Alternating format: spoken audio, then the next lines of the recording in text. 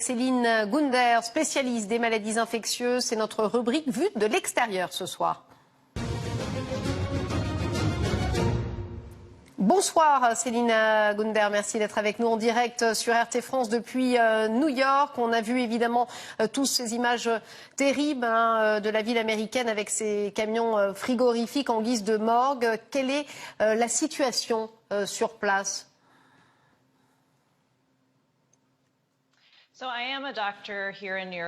Je suis docteur à New York et effectivement, les hôpitaux sont submergés. Cette semaine, au cours des derniers jours, la situation a été meilleure, mais comme vous avez pu le voir à la télévision, nous avons des images d'un des hôpitaux du Queens, un quartier où l'on trouve beaucoup d'immigrants, de personnes qui n'ont pas d'assurance santé, car elle n'est pas universelle aux États-Unis. Beaucoup de personnes également là-bas qui travaillent, qui ont des emplois qu'on qualifierait d'essentiels. Des emplois, par exemple, dans le secteur du service, des soins de la santé, des transports ou dans les magasins. Ce sont ces personnes qui tombent malades et qui se retrouvent à l'hôpital. Ces personnes tombent particulièrement malades en raison de leur fragilité. C'est ce que vous nous expliquez ce soir. On avait mis d'ailleurs en exergue le fait que les Afro-Américains étaient plus touchés que les autres. Il y a plusieurs raisons à cela. Par exemple, il y a des raisons socio-économiques. C'est-à-dire qu'ils ont certains emplois qui ne leur permettent pas de faire du télétravail. Ils sont donc plus vulnérables. Et ils sont donc plus susceptibles d'être contaminés. Ils n'ont pas d'autre solution que d'aller travailler pour payer leur loyer et pour nourrir leur famille. Dans cette population, il y a également moins de personnes qui ont une couverture de santé. Il est donc très difficile pour ces personnes d'avoir accès aux soins. De plus, au sein de ces populations, on trouve beaucoup de comorbidités telles que des maladies cardiovasculaires, le diabète ou des maladies cardiaques. Cela augmente encore le risque de développer une forme sévère du coronavirus. Alors, à la lumière de ce que vous nous dites, une situation compliquée et pourtant Donald Trump, lui, qui aimerait bien, qui souhaiterait, même si on verra qu'il n'a pas forcément le pouvoir de le faire, mais qui souhaiterait bien un déconfinement dès le 1er mai, faire repartir l'économie. Quelle est votre réaction de médecin ? Dans certaines régions, cela pourrait être possible. Mais il faudrait beaucoup d'actions au préalable. Tout d'abord, il faudrait que le nombre de cas diminue, que les hôpitaux soient en mesure de traiter correctement les patients.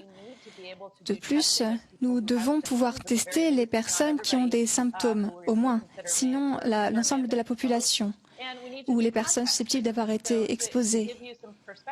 Il faut également faire du contact tracing.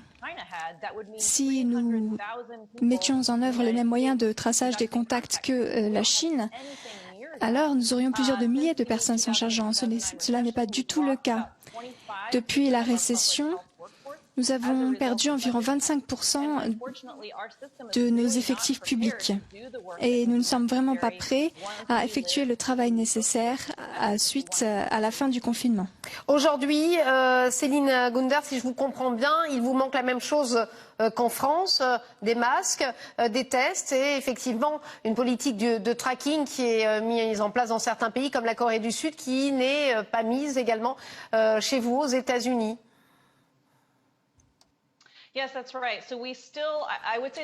Tout à fait. Je pense que les équipements de protection personnelle, les masques, les gants, etc., à ce niveau-là, ça s'est amélioré. J'ai effectivement un masque N95, mais on s'attend à ce que je l'utilise toute la semaine. D'autres équipements sont encore en situation de pénurie. Et s'agissant de tests, il ne s'agit pas que de cela, il faut également avoir des échantillonnages nasaux. Et sans avoir mis en place de tels tests, alors nous n'aurons pas les échantillons nécessaires pour tester quelqu'un. Donc cela peut poser des problèmes au niveau de la fin du confinement. Qu'en est-il des écoles, Céline Gounder? Parce qu'en France, pour vous présenter la situation, elles sont fermées depuis un mois. Elles vont le rester encore un mois. Quelle est la politique aux États-Unis, sachant qu'on l'imagine, c'est une question qui est traitée différemment selon les États, hein, puisque ce sont des États fédéraux. Mais quelle est la situation, par exemple, à New York, sur le front des écoles? Il y a des débats entre le gouverneur de l'État de New York et le maire de la ville de New York. On ne sait pas encore ce qui va arriver. Comme en France, nous sommes très avancés dans l'année scolaire et il ne serait peut-être pas logique aujourd'hui de réouvrir les écoles. Un problème crucial, c'est que beaucoup d'enfants, les enfants pauvres, recevaient des repas gratuits à l'école, notamment par exemple à New York. Cela a continué même après la fermeture des écoles. Donc, pour moi, cela est vital. Si la fermeture des écoles continue, ces repas devront continuer à être fournis.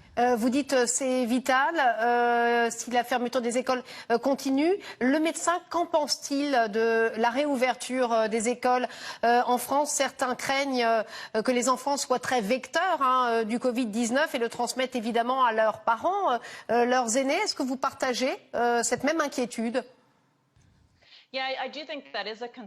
Effectivement, je pense que c'est un sujet de préoccupation, même si les enfants ne développent pas des formes aussi graves de la maladie. Sans doute, effectivement, peuvent-ils porter la maladie autour d'eux, même s'ils sont asymptomatiques. Si, en tout cas, cela ressemble à la grippe. Donc, la fermeture des écoles semble effectivement avoir réduit la transmission du Covid. Un récent sondage chez nous en France, un IFOP, montrait que seuls 38% des Français faisaient confiance à notre gouvernement pour gérer cette crise du coronavirus. Qu'en est-il aux États-Unis? Est-ce que les Américains font confiance à Donald Trump, qui, on le sait, a commis certaines imprudences, en tout cas a pris un petit peu, si vous me permettez cette expression, par-dessus la jambe, cette épidémie du Covid-19 au départ?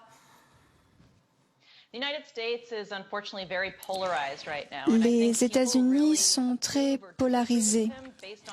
Les gens approuvent ou désapprouvent du président en fonction de leur appartenance politique et non pas sur la base scientifique, ce qui est très problématique car nous devrions justement nous fonder sur la science pour déterminer nos opinions et non pas nous fonder sur notre obédience politique. C'est ce qui est au cœur justement des discussions autour de la fin du confinement. C'est plutôt économique que scientifique. Merci beaucoup Céline Gounder d'avoir été avec nous dans notre rubrique Vue de l'extérieur.